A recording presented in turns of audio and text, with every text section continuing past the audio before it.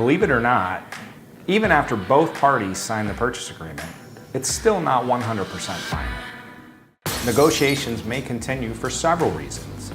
Issues may arise during a home inspection that could change the original offer. If the seller asks for an expedited closing, you may be able to amend your offer, moving quicker to the finish line.